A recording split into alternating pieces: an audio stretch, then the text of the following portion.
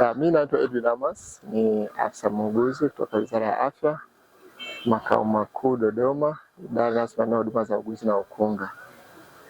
Tumekuwepo hapa Songea, hospitali ya mkoa wa Songea kwa ajili ya kutoa mafunzo kwa watumishi wenzetu, kwa maana ya wauguzi, madaktari, lakini na afisa tehama, namna ya kujaza taarifa za huduma za uuguzi na ukunga na matibabu ya hewa tiba kwenye mfumo wa afya EHMIS.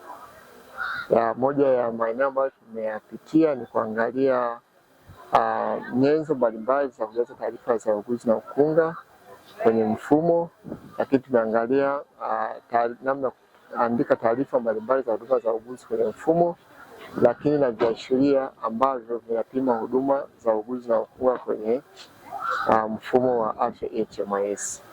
Tumekuwa na mafanikio makubwa, lakini pia tulijaribu kukagua pia huduma za uuguzi na ukunga kwenye hospitali hii ya mkoa wa Songea, ambapo kwa kweli tumejiridhisha kwamba huduma zinatolewa kulingana na miongozo ya Wizara ya Afya ambayo inatumia kusimamia huduma hizo.